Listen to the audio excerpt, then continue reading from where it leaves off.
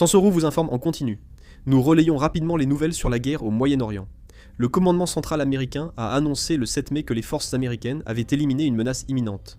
Après l'attaque iranienne contre des moyens navals américains, près du détroit d'Ormuz, des installations militaires iraniennes impliquées dans l'attaque ont été frappées. Le commandement central américain précise que les États-Unis ne veulent pas d'escalade du conflit. Le commandement central américain rapporte que l'armée iranienne a attaqué des moyens navals américains qui transitaient par le détroit d'Ormuz avec plusieurs missiles, drones et vedettes d'attaque rapide. Les cibles signalées étaient des destroyers voulant traverser le détroit d'Ormuz. Le commandement central américain a indiqué qu'aucun moyen américain n'avait été endommagé. L'armée américaine a ensuite frappé les installations militaires iraniennes utilisées lors de l'attaque en représailles. Il a été rapporté que les cibles frappées comprenaient des bases de lancement de missiles et de drones, des installations de commandement et de contrôle, ainsi que des installations de renseignement, de surveillance et de reconnaissance. Un haut responsable américain a déclaré à Poksulsu que l'armée américaine avait frappé le port de Bahman à Keshm, des cibles à Bandar Abbas, dans la province d'Hormozgan, et le poste de contrôle naval de Bandar Kargan. Ce responsable a précisé que cette frappe n'impliquait pas la reprise totale de la guerre. Les médias iraniens rapportent qu'après des attaques américaines contre 2 navires iraniens près de Jask et du port de Fujairah, l'Iran aurait lancé des missiles vers des navires de guerre américains au sud de Chabahar. Ebrahim Zolfagari, porte-parole du commandement conjoint de la défense aérienne iranienne, a aussi averti les civils de s'éloigner des sites pétroliers et militaires après l'attaque. Cela est interprété comme une indication de la possibilité d'attaques supplémentaires. Les États-Unis et l'Iran affichent encore toujours des divergences sur des questions clés, notamment en ce qui concerne le programme nucléaire iranien et les revendications de souveraineté de l'Iran sur le détroit d'Ormuz, qui continuent d'alimenter les tensions. Le Wall Street Journal a indiqué le 6 mai, selon des hauts responsables américains, que le gouvernement américain avait formulé 7 exigences principales. L'installation nucléaire de Fordo, Centre de technologie nucléaire d'Ispahan, démantèlement du site de Natanz, interdiction des activités souterraines, inspection inopinée, arrêt de l'enrichissement d'uranium pendant 20 ans, engagement de l'Iran à ne pas développer d'armes nucléaires, exportation des matières enrichies et réouverture du détroit d'Ormuz. Les autorités iraniennes ont rejeté la plupart de ces exigences. et continue de les refuser. Le 7 mai, Bayounam Saidi, vice-président de la Commission de politique étrangère du Parlement iranien, a affirmé que les lignes rouges de l'Iran concernaient l'enrichissement de l'uranium, la garantie des droits de l'Iran dans le détroit d'Ormuz, la levée des sanctions et la restitution des avoirs gelés. Le vice-président Saidi a affirmé que sans reconnaissance du droit de l'Iran à l'enrichissement de l'uranium par les États-Unis, les négociations échoueraient. Des sources anonymes bien informées sur la question ont déclaré au Wall Street Journal le 6 mai que la durée de la suspension de l'enrichissement d'uranium, la possibilité d'exporter à l'étranger l'uranium hautement enrichi de l'Iran, ainsi que la revendication de souveraineté de l'Iran sur le détroit d'Ormuz et d'autres questions clés restent non résolues, ce qui devrait compliquer les négociations à venir. Les stocks d'uranium hautement enrichis de l'Iran et ses activités d'enrichissement d'uranium demeurent l'un des plus grands obstacles à la conclusion d'un accord. Le 6 mai, les médias israéliens ont indiqué que Donald Trump exigeait que l'uranium hautement enrichi de l'Iran soit exporté et refusait tout accord qui n'inclurait pas cette condition.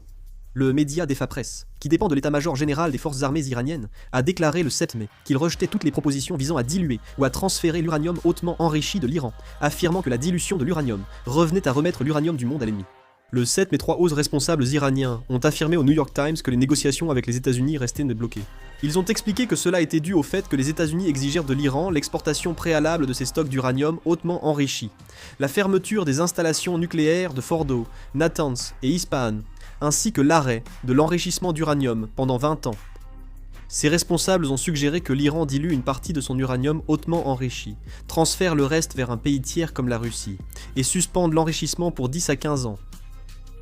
De plus, il semble qu'au sein même de l'Iran, les avis divergent quant au degré de concession que le régime doit faire concernant la question nucléaire.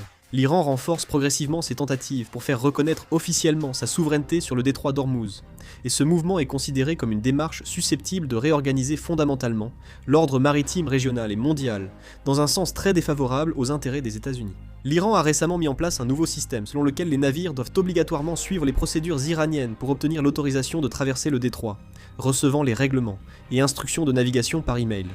Selon un reportage de CNN, le 7 mai, CNN a examiné un formulaire de déclaration d'information sur les navires délivrés par l'autorité maritime du Golfe Persique d'Iran, et ce document exigeait que les navires soumettent un large éventail d'informations, telles que la propriété du navire, la nationalité et les informations sur l'équipage, avant d'obtenir l'autorisation de traverser le détroit. Des responsables du Parlement iranien exigent que les navires reconnaissent la souveraineté de l'Iran sur le détroit d'Ormuz pour traverser le détroit d'Ormuz, y compris les États-Unis, qui doivent respecter le nouveau régime juridique.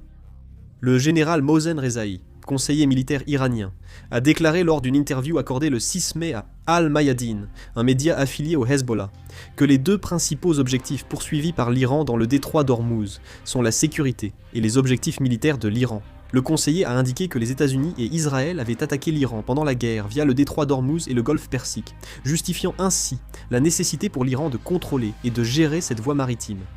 Ces propos soulignent la volonté iranienne d'affirmer durablement son autorité sur la navigation dans cette zone. Les médias officiels iraniens ont souligné la rencontre entre Mojtaba Khamenei, fils du guide suprême iranien, l'ayatollah Ali Khamenei et le président Massoud Pezeshkian, pour afficher l'unité du régime face aux rumeurs de division. Les médias d'État iraniens ont indiqué que le 7 mai, le président Pezeshkian a rencontré Mojtaba pendant environ 2h30, sans préciser les sujets abordés. Le président Pezeshkian a déclaré, après la rencontre, que la manière d'agir de Mojtaba pouvait servir de modèle pour la gestion de l'État et du système administratif. Le Hezbollah et l'armée israélienne continuent de s'attaquer mutuellement. Le 7 mai, le Hezbollah a mené un total de 12 petites attaques contre l'armée israélienne dans le sud du Liban, dont 6 attaques de drones FPV. Ces attaques semblent être une extension des tentatives du Hezbollah de perturber les opérations de l'armée israélienne par des tirs de diversion. Les tirs de diversion visent à entraver les déplacements des troupes et des véhicules ennemis, à perturber leur repos et à diminuer leur morale, selon l'armée israélienne et un journaliste de la radio de l'armée israélienne, depuis le début du cessez-le-feu. Le 16 avril 1941, soldats israéliens ont été tués ou blessés lors des attaques de drones du Hezbollah, dont 3 sont morts. Le secrétaire général du Hezbollah, Naïm Qassem, a officiellement confirmé le 4 mai que les combattants du Hezbollah mènent actuellement des attaques visant à maximiser les pertes de l'armée israélienne. Le Hezbollah cherche à infliger suffisamment de pertes pour exercer une pression politique afin que l'armée israélienne abandonne ses opérations et se retire, tout en évitant d'atteindre un niveau de perte qui conduirait à une reprise de la guerre totale. L'armée israélienne a continué ses frappes aériennes les 6 et 7 mai sur les infrastructures et installations du Hezbollah dans le sud du Liban. Cela incluait également des installations liées aux drones. L'armée israélienne a déclaré que, le 7 mai, elle avait ciblé 20 sites du Hezbollah dans la région de Nabatieh, au sud-est du Liban, comprenant des bases de lancement de drones, d'autres installations de drones et des sites de production d'armes. De plus, l'armée israélienne continue de développer et de déployer des systèmes de défense contre les drones FPV pour les unités opérant dans le sud du Liban. Cela inclut des filets anti-drones, des systèmes radars mobiles et des fusils à pompe. Cela inclut également la fourniture d'équipements. L'armée israélienne a annoncé avoir tué plus de 85 combattants et frappé plus de 180 sites du Hezbollah au Liban la semaine dernière. C'est ce qu'ils ont annoncé. Nous vous tiendrons informés des prochaines nouvelles. Si quelque chose d'important se produit, nous réaliserons une vidéo. Nous la publierons en ligne. Fin de la vidéo. Merci. Ja.